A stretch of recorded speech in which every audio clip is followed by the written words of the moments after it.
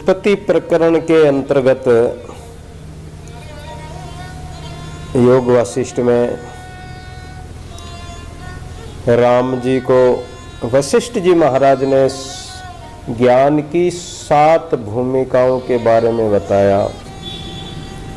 उन भूमिकाओं को जो पार कर लेता है वो आत्म पद को प्राप्त करता है। जब राम जी ने इस प्रकार श्रवण किया, उसके बाद राम जी कहने लगे कि हे भगवान, आत्म संबंधी उपदेश करते समय आपने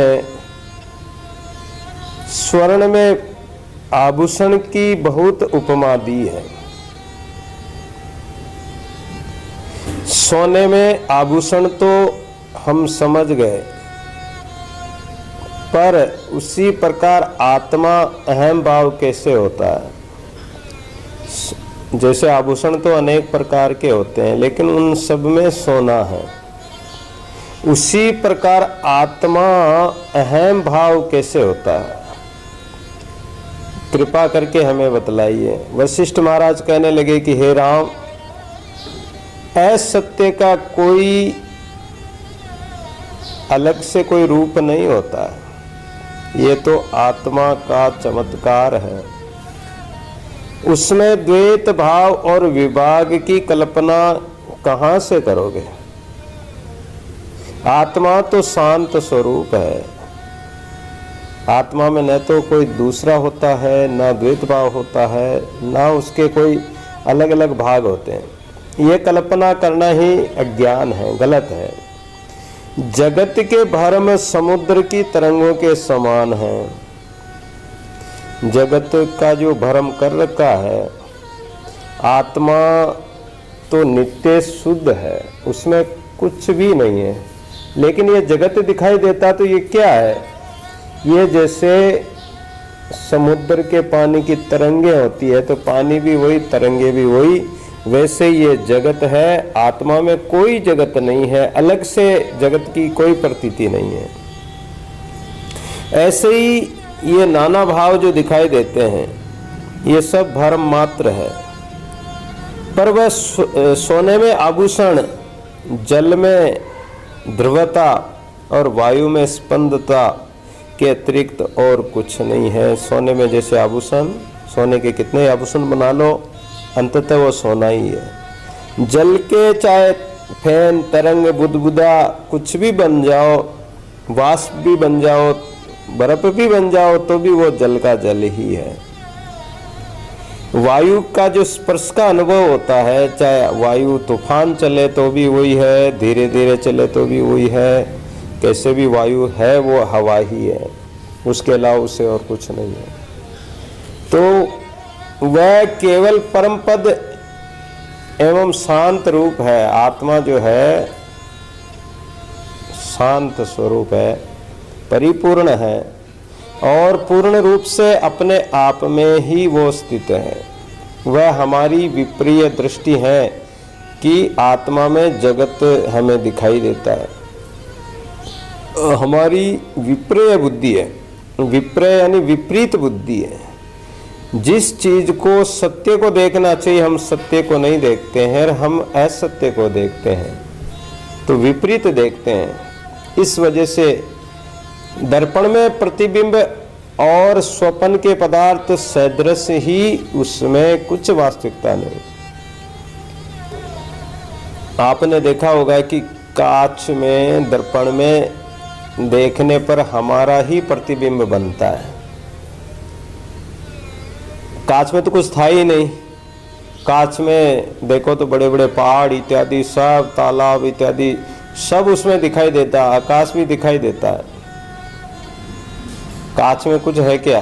कांच में कुछ भी नहीं है। उसी प्रकार ये स्वप्न के पदार्थ भी ऐसे ही हैं। तो ये भ्रम मात्र है, असत्य है। इसको ही हम भ्रम के कारण सत्य मान बैठते हैं। मृग तृष्णा का जल या आकाश में दूसरा चंद्रमा दिखाई देना, ये सब भ्रम मात्र है। उसी प्रकार ये जगत भी ऐसे ही दिख रहा है। जब तक आत्मविचार रूपी अग्नि से अविद्या रूपी बादलों को जलाकर तुम भस्म न कर दोगे, तब तक इस जगत रूपी वृक्ष का नाश नहीं होगा। ये जगत जो बड़ा विराट रूप में हमें दिखाई दे रहा है, इसको जलाना है तो कैसे जलाओगे? कि जब तक आत्म विचार अपने आत्मा के सत्य विचार द्वारा इस ज्ञानाग्नि में ये अविद्या रूपी जो माया है ये जलकर भस्म नहीं होगी, तब तक हमें सत्य का भान नहीं होगा और तब तक ये उत्तरोत्तर संसार में सुख दुख अनेक प्रकार के दिखलाई देंगे। और जब जलाकर भस्म कर दोगे, राख हो जाएगी, तो फिर कुछ बचेगा नहीं, भस्म ही हो जाएगा। तो आत्मा में अहम त्वम इत्यादि अविद्या रूप है। मेरा तेरा मैं ते की जो ये बाण पड़ी हुई है, ये अविद्या है, अज्ञान है। तो जो राजा लवण था उसको भी अविद्या के कारण ही नाना प्रकार के कष्ट उठाने पड़े थे। वो तो राजा लवण का एक ही उदाहरण दे रहे हैं, यहाँ तो सारा संसार ही दुख उठा रहा है। ये अविद्या ऐसी है कि शीघ्र ही सत्य और असत्य को, यानी सत्य को तो असत्य कर देती है ये माया। सत्य परमात्मा है वो दिखाई नहीं देता है, और जो असत्य संसार है ये सत्य प्रतीत हो रहा है भ्रम से। तो राम जी ने पूछा कि भगवान, अविद्या सत्य को असत्य और असत्य को सत्य कैसे दिखलाती है? कृपा करके मेरे इस भ्रम को भी दूर कीजिए। वशिष्ठ महाराज कहते हैं कि ये कौन सा आश्चर्य है, अविद्या तो सब कुछ कर सकती, इसमें कोई बड़े आश्चर्य की बात नहीं है। अविद्या के कारण सब कुछ संभव है। स्वप्न में भी तुम प्रत्यक्ष देखते हो कि घर का वन हो जाता है। सो तो तुम घर में सो रहे हो और वन में दौड़ रहे हो सपने में। तुम ये भी जानते हो कि मूर्छा के बाद में बुद्धि विपर्य हो जाती है। फिर क्या स्वरूप से गिरने वाले को विद्या अनेक भ्रम नहीं दिखला सकती है? जो स्वस्वरूप आत्मा है, उस आत्मा से दूर जाते ही, उसको छोड़ते ही अविद्या आ घेरती है और अविद्या फिर अपनी लीला दिखाती है। जिस भांति मदिरा व विषपान करने वाले को भ्रम प्राप्त होता है। हरियाणा का कोई एक व्यक्ति था, किसान लोग थे, खेत में काम कर रहे थे। तो हरियाणा में शराब ज़्यादा पीते हैं लोग। तो एक शराब की बोतल रखकर खेत पे, और एक आदमी उनका ही था, तो वो उसको बिठा कर चले गए कि हम खेत में काम करने जाते हैं। अरे दादा, तुम शराब मत पी लेना। तो वो बोला कि नहीं पीऊँगा, जाओ तुम काम करो, अपना काम करो, जाओ। वो सब चले गए। अब पीछे से उससे रहा नहीं गया तो वो पी लिया। अब पीकर वो मद में मतवाला हो गया। मतवाला होकर जहाँ काम कर रहे थे वहीं आ गया और वो नशे में बोलने लगा। वो नशे में झूमते हुए बोलने लगा कि मैंने शराब नहीं पी। तो परिवार वाले बोले कि चुप का रह। अरे दादा चुप का रह, वो नहीं पी जो तो तुम्हारी चाल डाली बता रही कि तुमने पी कि नहीं पी। तो जो मदिरा या विष पान कर लेता है उसको भी भ्रम होता है। उसको क्या भ्रम होता है? जैसे मदिरा पीने वाला क्या कहता है कि ये मेरा घर है। अब वो दूसरे के घर के सामने जाके कहता है कि ये मेरा घर है। उसको ये पता नहीं कि ये मेरा घर है कि नहीं, या ये मेरा परिवार है कि नहीं है। तो वो मदिरा में भ्रम से और दूसरे को ही अपना बता देता है। इसी भांति अविद्या से जीव भ्रम को प्राप्त होता है। उसका घर नहीं होने पर भी उसको अपना घर बता रहा है। तो ये अविद्या के कारण ये जीव प्राणी मात्र क्या करता है? ये संसार में अपना क्या है? आपने क्या बनाया? ना जल आपने बनाया, ना अग्नि बनाई, ना पृथ्वी आकाश वायु, आपने कुछ भी नहीं बनाया। मकान भी आपका नहीं है, मकान तो चुनने बाटे का है, पृथ्वी का बना हुआ है। पानी पीते हुए भी आपका नहीं, हवा लेते हो, श्वास लेते हुए भी आपके नहीं है, और फिर भी आप इसको अपना बताते हो। अपना नहीं होते हुए भी, अपना न होने पर भी अपना बताते हैं, तो ये भ्रम ही तो है। भ्रम से ही तो कह रहे हो। राजा लवण के समान ही एक और राजा का, जिसको चित्त में कल्पना होने से अविद्या ने स्वप्न के समान अनेक भ्रम दिखलाए। तब मैंने उसको शांत किया। समस्त पदार्थों में सत्ता रूप संवेदन है। जैसा दृढ़ संकल्प होता है वैसा ही चित्त में जो दृढ़ संकल्प कर लिया तो वैसा ही जगत भासने लग जाता है। यदि सत्य स्वरूप होकर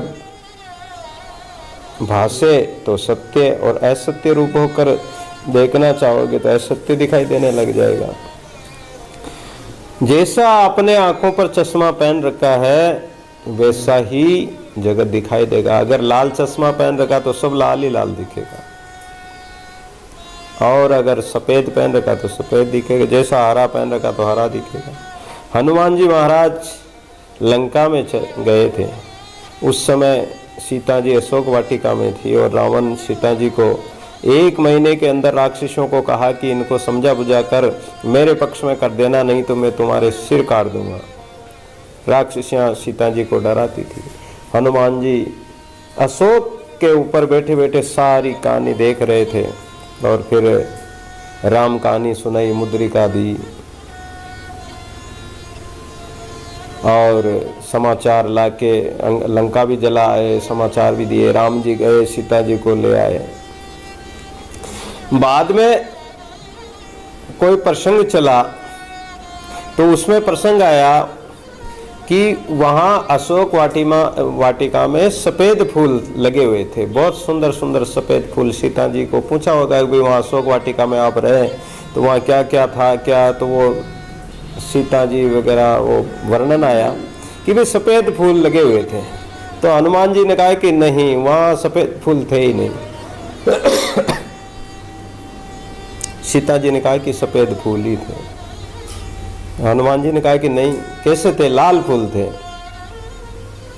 अब सीता जी भी झूठ नहीं बोल सकती, और वो भी, हनुमान जी भी झूठ नहीं बोल सकते। फिर विभीषण जी को पूछा कि आप बताओ कौन से फूल थे? तो विभीषण ने कहा कि फूल तो सफ़ेद ही थे। तो हनुमान जी बोले कि विभीषण जी आप तो भगत हैं, आप भी झूठ बोलते हो। तो विभीषण जी बोले कि नहीं, न तो आप झूठ बोल रहे हो, न मैं बोल रहा हूँ, न सीता जी झूठ बोल रही है। तो फिर क्या बात? बोले कि उस समय तुम्हें क्रोध आ रहा था और तुम्हारी आंखें लाल हो रही थी, तो उसके कारण आपको सफ़ेद फूल भी, क्रोध के कारण वो सफ़ेद फूल भी आपको लाल दिखाई दे रहे थे। अब उसमें गलती किसकी थी?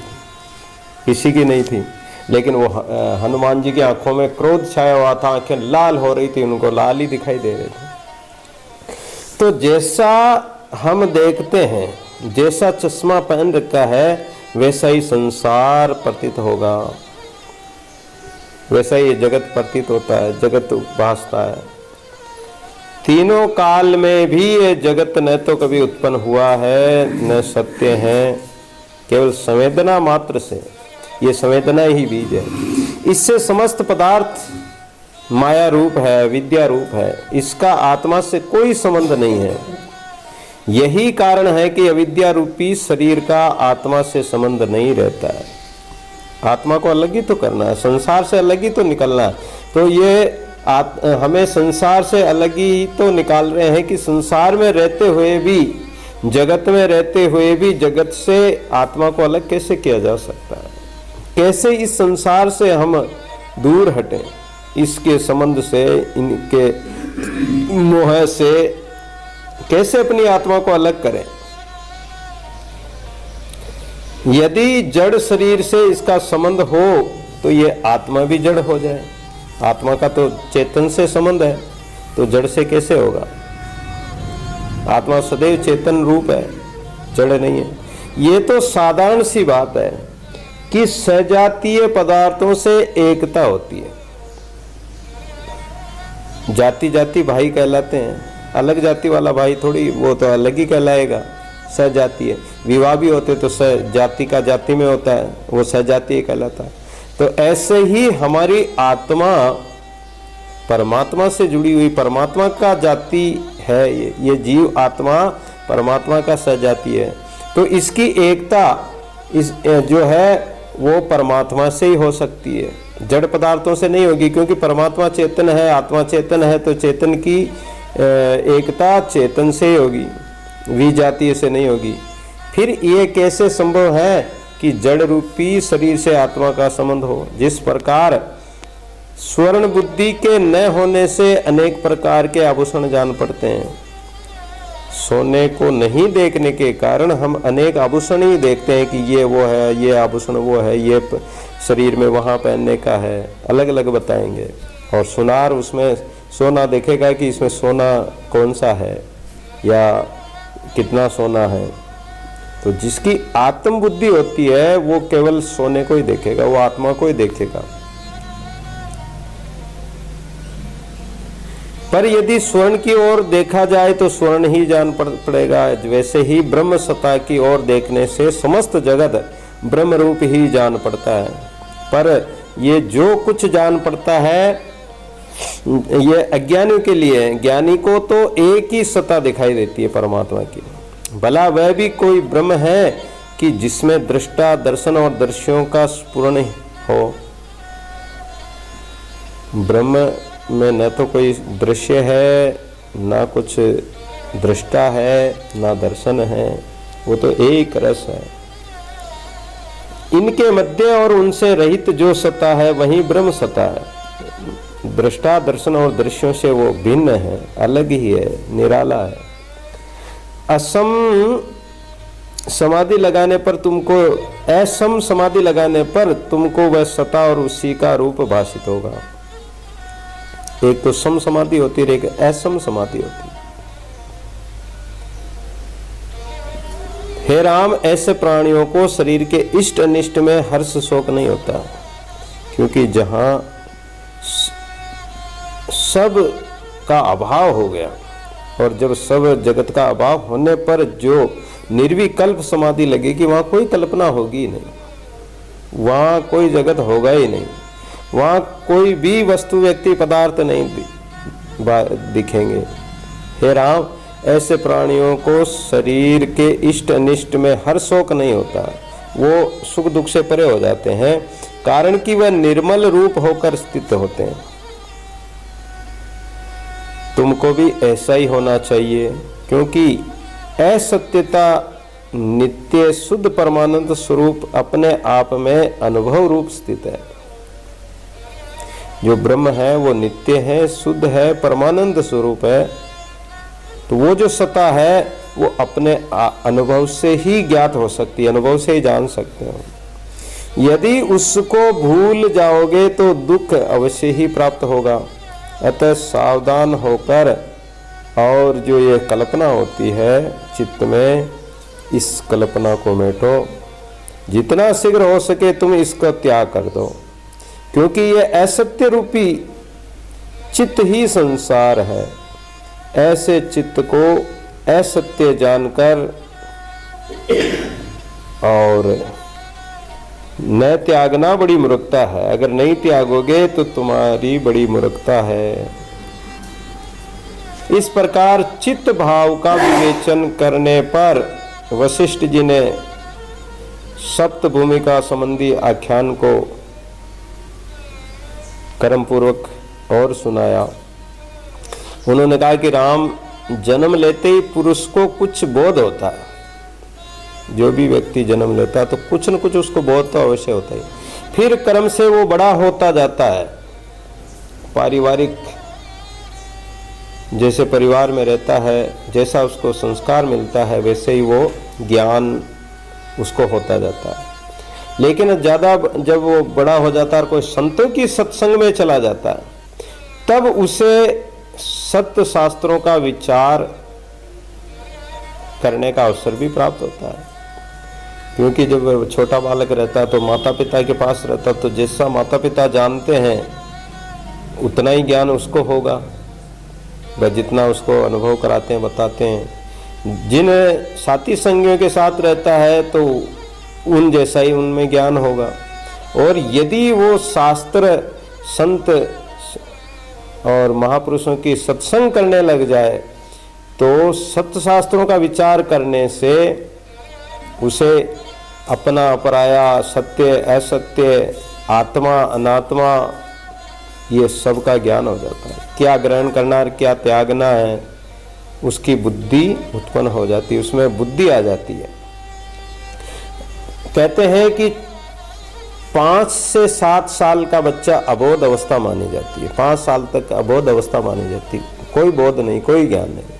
लेकिन जब 5 साल से ऊपर बढ़ने लगता है तो धीरे धीरे उसमें ज्ञान बुद्धि उत्पन्न होने लगती है, बुद्धि आ जाती है। उसी को शुभेच्छा कहते हैं। अगर सत्य शास्त्रों की और मुमुक्षा की, मोक्ष पाने की इच्छा, ज्ञान सत्संग की, आत्मकल्याण की जो इच्छा उत्पन्न हो जाए संतों के सानिध्य में, सत्संग के माध्यम से, तो वो शुभेच्छा कहलाती है। ऐसी शुभ इच्छा जिसमें शुभ ग्रहण व त्याग शक्ति हो, उसी का नाम विचारना है। ऐसे सम्यक ज्ञान विचार की ही दृढ़ता से मिथ्या रूप सांसारिक वासनाओं का त्याग होता है। जब ज्ञान होता है सत्संग में तो वो शुभ अशुभ का परित्याग कर देता है कि शुभ है तो शुभ कर्म करेगा, सत्कर्म करेगा, अशुभ का त्याग देगा। जो ग्रहण करने योग्य है उसको ग्रहण करेगा, त्यागने योग्य को त्याग देगा। ऐसे सम्यक ज्ञान द्वारा उसमें दृढ़ता आ जाती है और ये मिथ्या संसारिक वासनाओं का भी वो त्याग कर देता है। तब प्राणी सत्य स्वरूप में स्थित होता है। इसी को तनु मानसा कहते हैं, यानी तन मन के द्वारा तन के जो अध्यास है उनको त्याग देना। शरीर को जो सजाना, संवारना, खिलाना, पिलाना, नहलाना इत्यादि जो ये सांसारिक वासनाएं हैं, शरीर की पुष्टि के लिए खाना पीना, तो ये सब को त्याग देता है। ऐसा दृढ़ अभ्यास, और फिर वो धीरे धीरे साधना का अभ्यास करने लगता है। तो राम नाम लेने से, हरि नाम लेने से, हरि हरति पापानी, शास्त्रों में कहते हैं, श्रुति कहती है कि हरि हरति पापानी, तो हरि का नाम ही ऐसा है कि वो पापों को हर लेता है। और जब साधना करते करते परमात्मा के वियोग में, विरह वियोग में जब वो पुकारता है तो उस विरह में सारे विषय विकार जलकर नष्ट हो जाते हैं। विरह अग्नि में जल गए मन के मेल विकार, वो सब नष्ट हो जाते हैं, वासना आदि सब नष्ट हो जाते हैं। और तब प्राणी सत्य में स्थित होता है, वैराग्य उत्पन्न होता है। और फिर वैराग्य से जब वैराग्य आ जाता है तो ज्ञान और आत्मदर्शन होता है, आत्मज्ञान होता है। और दर्शन होता तो आत्मा का ही दर्शन होता है। कोई लोग कहते हैं कि आपको भगवान के दर्शन हो गए, आपने भगवान के दर्शन कर लिए, तो संत महापुरुष आत्म दर्शन ही करते हैं। और जो दर्शन होते हैं कई कई भक्तों को, जैसे नामदेव को दर्शन हो गए थे, धन्ना भगत को हो गए थे, मीरा को हो गए थे, ये दर्शन भी है। लेकिन आत्म दर्शन सदा रहता है, और वो दर्शन तो कभी कभी होता है। कोई अधिकारी होता है तो किसी किसी को होता है, लेकिन आत्म दर्शन तो जिज्ञासु जन कर सकता है, सदैव कर सकता है। और आत्मा सदैव आपकी है, आपके साथ है, आप आत्मा आत्म स्वरूपी हैं, तो फिर उसका कभी अभाव नहीं होगा। माना कि किसी ने दर्शन कर भी लिए तो दर्शन करके फिर क्या है, हो गए जब हो गए, अब क्या। और आत्म दर्शन में तो सदैव ही करता रहता है, उसी आत्म दर्शन में ही निमग्न रहता है। तो ये इसी का नाम सत्वापति है। इस भांति मन की वासनाओं के नष्ट होने पर सिद्धि प्राप्त होती है, और तब प्राणी स्वरूप में सदैव सतर्क रहता है और कर्म फल के बंधन में नहीं रहता है। कर्म सब कट जाते हैं। दादू निमस ने न्यारा कीजिए अंतर ते उर्नाम, कोटि पतित पावन भय केवल कहता रहा, और कर्मों का नाश हो जाता है। वासनाओं का नाश हो जाता है। यही असंसक्त नाम की भूमिका है। जो आसक्ति है वो नष्ट हो जाती है। असंसक्त का मतलब आसक्ति खत्म हो गई। इस भूमिका में मन की तनुता होने पर चित्त स्वरूप की ओर परिणत रहता है और ऐसे परिणाम से व्यवहारों का अभाव हो जाता है। वो व्यवहार से दूर हट जाता है। सांसारिक जो व्यवहार है, शरीर के जो व्यवहार है, उससे दूर हट जाता है। वो जीवन मुक्त अवस्था में आ जाता है। यहाँ तक कि उसके चित्त में फुर्ना भी नहीं होती, कोई कल्पना भी नहीं होती कि मैं कुछ करूं। फिर तो कबीर कहते कि कबीर कर से माला ना जपूं, मुख से कहूं न राम, साईं मेरा सुमिरन करे मैं पायो विश्राम। कबीर जी महाराज कहते हैं कि फिर तो कोई भी कल्पना रहती नहीं है, कोई विचार ही नहीं रहता है, ना माला फेरने की, कि कोई जप करने की, कि तप करने की, कि कहीं तीर्थ व्रत करने की, कोई भी कल्पना ही नहीं होती है, कोई भावना ही नहीं होती।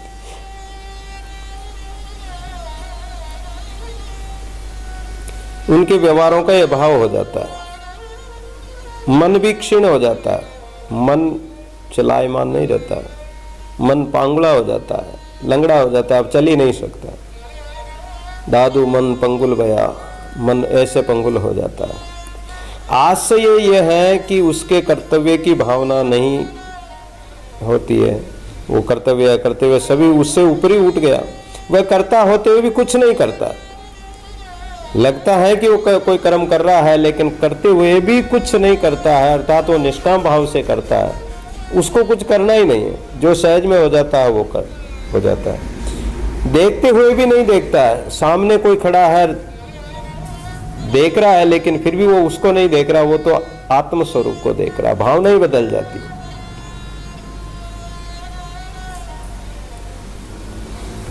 संत महापुरुषों के कई उदाहरण आते हैं कि संत महापुरुषों के सामने चाहे दुश्मन से दुश्मन आ जाओ, हिंसक से हिंसक जानवर आ जाओ। अगर हम जंगल में जा रहे हैं, कोई हिंसक जानवर आ जाए तो हम तो भागेंगे, डरेंगे। लेकिन संत महापुरुष ना तो डरते ना भागते। क्यों नहीं भागते? कि उनको उस शेर में उसकी हिंसा नहीं दिख रही, उसमें वो शेर दिखाई नहीं दे रहा, उसमें तो एक आत्मस्वरूप परमात्मा दिखाई दे रहा है, कृष्ण भगवान दिखाई दे रहा है या राम जी दिखाई दे रहा है उसमें। तो वो शेर की भी हिम्मत नहीं है कि वो उसकी हिंसा कर सके। पीपाजी महाराज जब जंगल में द्वारिका दर्शन करने जा रहे थे, गढ़गागरों से दीक्षा लेके और दर्शन करने गए, तो रास्ते में 9 हत्ता नहार मिल गया। लोगों ने कहा महाराज इधर मत जाओ, गांव के गांव खाली हो गए, लोगों को खा जाता है। पीपाजी महाराज ने कहा कि नहीं, हम तो इधर ही जाएंगे। गए तो सामने शेर मिल गया। पीपाजी महाराज उससे डरे नहीं, उसने दहाड़ मारी फिर भी नहीं डरे और उसके पास ही चले गए। कहते हैं कि संत महापुरुषों का दर्शन मात्र से ही पाप कट जाते हैं। उस हिंसक जो शेर था उसके पाप क्षीण हो गए। संत महापुरुषों के कोई तपस्या करने वाले तप में इतना प्रभाव होता है कि हिंसक जानवर भी हिंसा छोड़ देते हैं। चोर भी अपने जो दुष्ट प्रवृत्ति है या हिंसक प्रवृत्ति वो भी छोड़ देते हैं। और उन्होंने कहा कि आओ नरसिंह भगवान, पैरों में गिर गया और उसको तिलक लगा के माला पहना दी, नरसिंह भगवान बोल दिया और आगे वही नरसिंह मेहता बने। तो उनको कोई डर भय नहीं होता है, कोई चिंता नहीं होती है, क्योंकि उनका मन जो है, चित्त है, वो परमात्मा से जुड़ा हुआ है। तो उनको किसी प्रकार का डर भय, कोई दादू सेवक राम का निर्भय न डराई, वो निर्भय होकर रहता है। और यही पदार्थ भावनी योग भूमिका है। देखता हो भी कुछ नहीं देखता है। शेर को देख रहा है लेकिन उसमें शेर नहीं देख रहा, उसमें आत्मा को देख रहा, परमात्मा को देख रहा। तो यही पदार्थ भावनी है कि हर पदार्थ में, हर वस्तु व्यक्ति में एक भगवान को ही देखना, योग यानी उस परमात्मा की एकता समझना। ऐसे अभ्यास में कुछ समय व्यतीत होने पर समस्त पदार्थों का अभाव हो जाता है और तुरीय रूप होकर जीवन मुक्त कहलाता है। फिर जो 7वीं भूमिका है वो तुरीय है, यानी तू ही है, तू ही, तू गुरुदेव हमारा, सब कुछ मेरे नाम तुम्हारा। तुम्ही सेवा पूजा, तुम्ही पाती, तुम्ही देवा, योग यज्ञ तू साधन जापम, तुम्ही मेरे आपे आपम, तप तीर्थ व्रत स्नाना, तुम्ही ज्ञाना, तुम्ही ध्याना, वेद वेद तू पाठ पुराना, दादू के तुम पिंड प्राणा। वहां तो एक तू ही रह जाएगा, परमात्मा ही रह जाएगा, एक तू ही है प्रभु। वही अवस्था तुरीय अवस्था कहलाती है, जीवन मुक्त अवस्था कहलाती है। जीवन मुक्त फिरे जगमाई ऊर्जे को सुरजेवा, यानी जीवन मुक्त होकर वो उलझे हुए जीवों को सुलझाते हैं, स्वयं तो सुलझे हुए हैं औरों को सुलझाते हैं। फिर तो इष्ट अनिष्ट के लिए हर शोक न करके, इष्ट यानी अपनी इच्छा अनुसार जो पदार्थ प्राप्त करना चाहते हैं वो मिल जाना ही इष्ट है, और हमारी इच्छा अनुकूल पदार्थ नहीं मिले वो अनिष्ट है।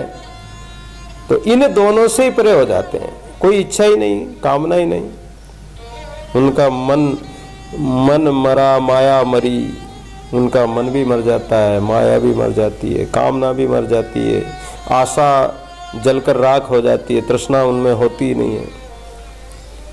और जब ऐसा कुछ होता ही नहीं, न कामना है, तो वो हर्ष शोक से भी ऊपर उठ जाते हैं, द्वंद्वों से ऊपर उठ जाते हैं। ना हर्ष होता ना शोक होता है। हर्ष कब होगा कि कोई प्राप्त वस्तु में आसक्ति होगी, राग होगा, तो उसमें हर्षितता होगी, किसी के मिलने से या वस्तु प्राप्त होने पर हर्ष होगा, प्रसन्नता होगी। और शोक कब होता है? जब वियोग हो जाता है या वस्तु नष्ट हो जाती है, व्यक्ति बिछुड़ जाते हैं, तब शोक होता है। तो ना तो वो किसी से बिछुड़ते हैं, ना किसी से मिलते हैं, ना किसी वस्तु में उनका राग है, ना किसी से आसक्ति है, उत्तम पद को प्राप्त होते हैं। अब तुम भी ऐसा ही ज्ञात ज्ञेय हो गए हो। ज्ञाता, ज्ञान और ज्ञेय। ज्ञाता कौन? जानने वाला। ज्ञान क्या है? परमात्मा का ज्ञान है। और ज्ञेय जानने योग्य है। जब ज्ञान और ज्ञेय एक हो गए, ज्ञान जो था वो ज्ञेय को प्राप्त कर लिया, जिसको प्राप्त करना था कर लिया, जो बनना था। नदी की दौड़ कब तक है?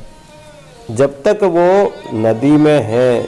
जैसे बरसात होती है, नालों में पानी बहता है, नदी में जाता है, नदी कल कल करती हुई बहते बहते न जाने अनेक नाम रूप धारण करती है, और जब समुद्र में मिल जाती है, बूंद समानी समुद्र में, जब बूंद समुद्र में समा जाती है तो फिर उसका कोई अलग से नाम नहीं रहेगा कि ये गंगा है कि यमुना है कि कोई कावेरी है कि नर्मदा है, कोई नाम नहीं रहेगा।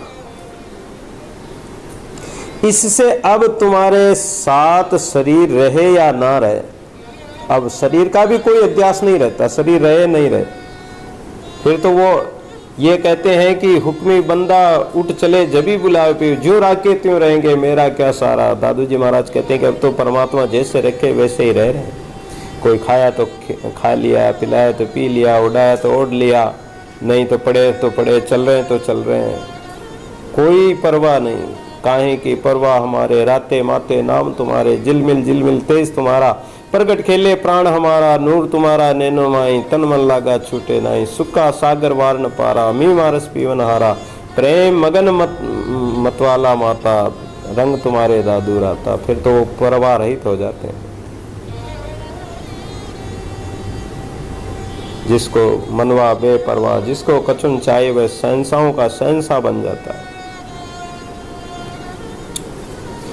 तुम शोक से रहित होकर अद्वैत रूप अपने आप में स्थित हो जाओ। फिर किसका शोक करना? ना तेरा कुछ गया, ना तेरा था, ना तू किसी का है, किसका शोक करते हो? तेरा क्या मरा? तुम्हारा था भी क्या जो मर गया, जिसके लिए तुम शोक करो? शरीर तो उदय भी होता है और क्षीण भी होता है। शरीर प्रकट होता है, पैदा होता है और मर भी जाता है एक दिन। पर देश कालादिक भेदों से रहित आत्मा का उदय अस्त नहीं होता। आत्मा तो ज्यों की त्यों ही है।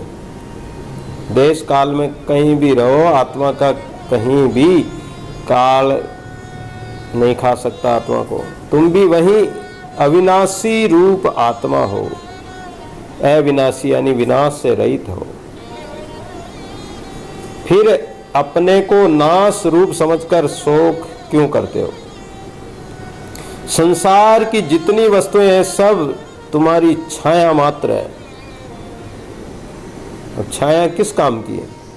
आपके शरीर की छाया आपके साथ तो रहती है, लेकिन आपके कोई काम की नहीं है। ये मायावी छाया तो है, ये क्या काम की? उनकी वासना भ्रमवश होती है, पर तुम अद्वैत रूप होकर भी और इस छाया की इच्छा करते हो। संपूर्ण दृश्य तो तुम्हारा ही स्वरूप है, तुमसे भिन्न कुछ भी नहीं है, फिर भ्रम किस बात का है? आत्मा तो सर्वशक्तिमान है, आभास करके अनेक रूप में दिखाई देता है। चित्त से दृढ़ हुआ सात्विक, राजस, तामस, तुमसे ये 3 प्रकार का जगत उत्पन्न हुआ। जो सात्विक प्रवृत्ति वाले हैं वो सात्विक भजन साधन करते रहते हैं, राजस प्रकृति वाले हैं रजोगुण में ही लीन रहते हैं, तामस प्रकृति वाले हैं वो मांस मदिरा अपक्ष अवक्षय तामसी प्रकृति आसुरी गुणों में ही तल्लीन रहते हैं, और इसी से ये जगत चल रहा है। जब इन तीनों से उपशम यानी इंद्रियों का निग्रह कर लोगे, इंद्रियों का निग्रह कर लोगे, इंद्रियों को वश में कर लोगे, तो ये इंद्रियों का निग्रह कर लोगे तो मन उपशम हो जाएगा। वासनाओं के नाश होने पर कर्म भी नष्ट हो जाएंगे। चित्त का संस्मरण ही वासना है, चित्त के याद करने से ही वासना प्रकट होती है, और कर्म संसार माया मात्र है। जो ये कर्म करते हैं या संसार में ये जो माया दिखाई देती है, केवल भ्रम मात्र है। ये नष्ट हो तो सब शांत हो जाएंगे। इसी के शांत न होने से वासना से बंधे हुए जीव भ्रमित हो जाते हैं, मोहित हो जाते हैं। अतः तुम यत्न पूर्वक विचार रूपी शस्त्र से इसे काट दो। विचार ज्ञान रूपी खड्ग से, तलवार से इसे काट सकते हो। इस अविद्या की वास्तविकता के जब तक जीव नहीं जान लेता, वास्तविकता को नहीं जान लेता, तब तक अनेक दुख भोगा करता है और संसार सत्य सा जान पड़ता है। पर जान लेने पर अत्यंत सुख प्राप्त होता है। इस संसार को जान लो कि ये कुछ भी नहीं है, इसकी सत्यता को जान लो कि ये मिथ्या है, छाया मात्र है। तो जिस इसका सच्चा रूप नहीं जाना, संसार असार व असत्य प्रतीत हो जाएगा। तब तक होता है कि नहीं जाना जब तक, और जान लिया तो ये असत्य है ही। ऐसा प्रतीत होने पर सत्य स्वरूप स्वतः प्राप्त हो जाता है। हे रामचंद्र जी, शिव तत्व अनंत रूप और निर्द्वंद निर्दुख रूप है। एक तो जो शिव और शिवी होता है, तो जो शिव है वो आत्म तत्व है अपना, जो परमात्मा है वो शिवी है। तो अपने आत्म तत्व को, अनंत स्वरूप परमात्मा को जान लिया तो फिर कोई दुख नहीं है, निर्दुख हो जाओगे, सर्व दुखों से रहित हो जाओगे। सब उसी भूत तत्व से उत्पन्न हुए हैं, हुए तो सब परमात्मा से उत्पन्न। जिस प्रकार जल से तरंगे होती है, अग्नि से गर्मी होती है, उसी प्रकार ब्रह्म से जगत होता है। उस ब्रह्म ने ही सबको आत्मादिक नामों की कल्पना की है। अनेक नाम, अनेक संज्ञाएं बन गई, आत्मा बन गई। आत्मा से मन, चित्त, बुद्धि, अहंकार उत्पन्न हो जाते हैं और नाम बढ़ गए, और वास्तव में न तो कोई नाम है न कोई संज्ञा है। वह पुरुष राग द्वेष से परे है, इंद्रियों के संयोग वियोग में भी नहीं रहता। जो राग द्वेष से रहित हो गया, इंद्रियों के संयोग वियोग में, फिर उनको कोई दुख नहीं होता है। इंद्रियों के ना तो भोगों में लीन होगा, ना इंद्रियों के नष्ट होने पर वो दुखी होगा। अविनाशी शुद्ध चैतन्य और अत्यंत निर्मल है। अविनाशी परमात्मा जिसका कभी विनाश नहीं होता है। मेरो सत्य चित आनंद रूप कोई कोई जाने रे, यानी मैं तो सत्स्वरूप परमात्मा का रूप हूँ और विनाश से रहित हूँ, अविनाशी। तो वो शुद्ध चेतन स्वरूप परमात्मा जो है वो अत्यंत निर्मल है, चैतन्य है। उसमें दर्पण के प्रतिबिंब समान ही जगत प्रतीत है। कांच में जैसे जगत दिखाई देता है, लेकिन कांच में कुछ भी नहीं है, उसी प्रकार परमात्मा में ये दिखाई देता है, लेकिन परमात्मा में कुछ नहीं। परमात्मा जगत में है पर उसमें कुछ नहीं। तुम भी शरीर से रहित निर्विकल्प हो और तुम्हारा आकार पतन आदि रूप है। जो तुम्हारा आकार है ये क्या है? ये आदि स्वरूप है, परमात्मा का रूप है, असली रूप तो वो है। और ये जो आकार है ये पतन का कारण है। और जब से तुम बने हो या तुम्हारा शरीर बना है, तुमने जगत माना है, जगत को प्रकट किया, तो ये तो पतन रूप है।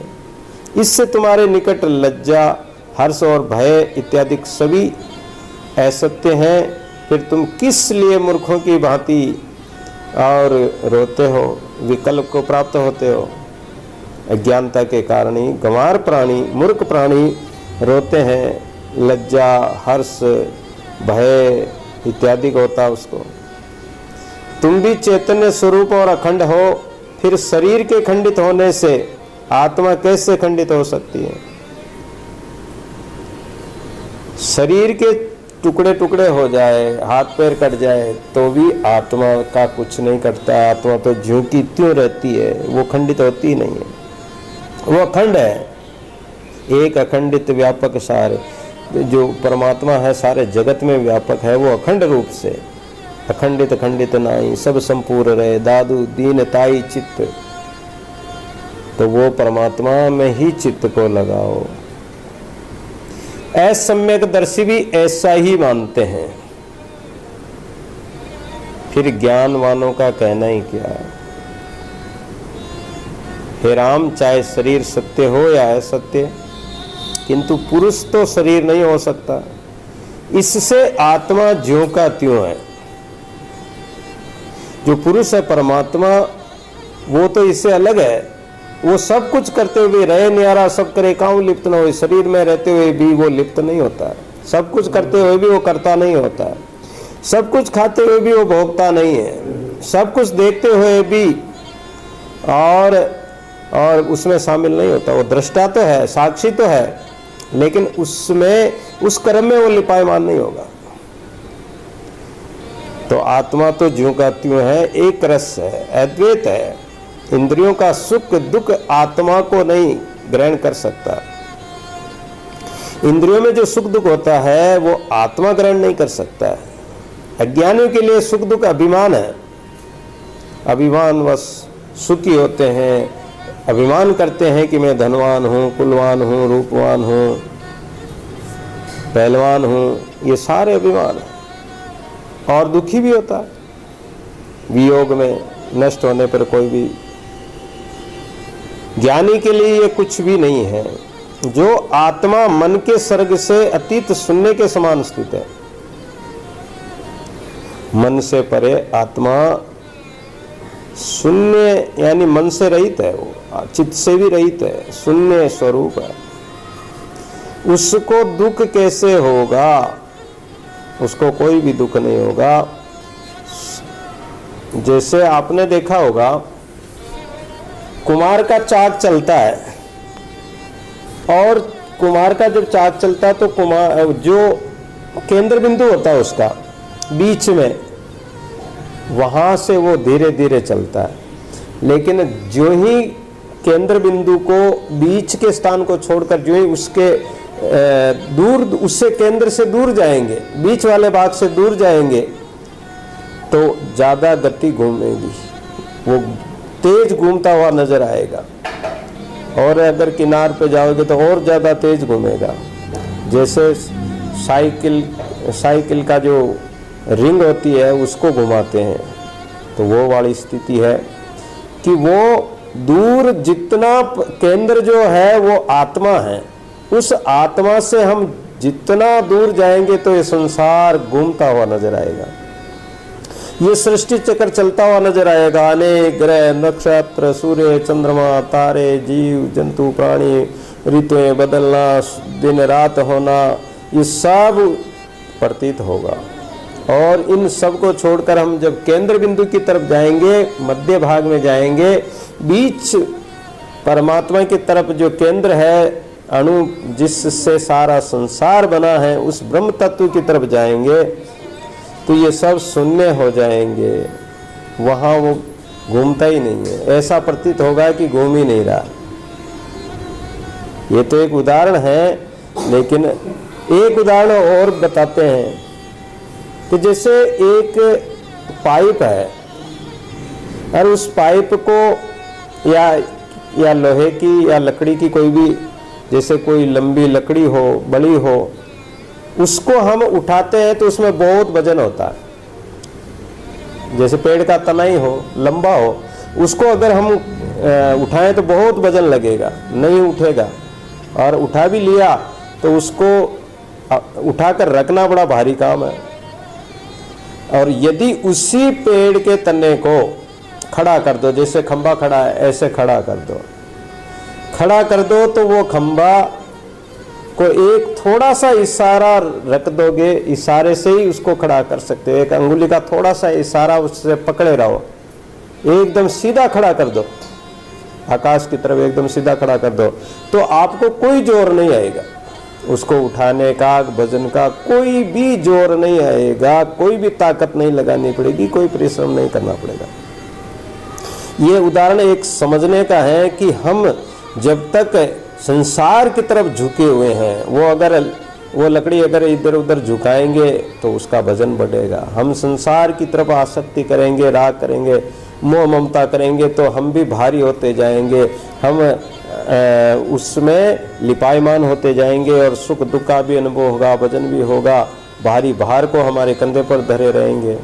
और अगर एकदम सीधे हो गए, सब को छोड़ छाड़ कर एकदम सीधे खड़े हो जाओ, परमात्मा की तरफ मुड़ जाओ, तो कोई भार नहीं होगा, कोई परिश्रम नहीं होगा, कोई सुख दुख अनुभव नहीं होगा, किधर भी झुको मत।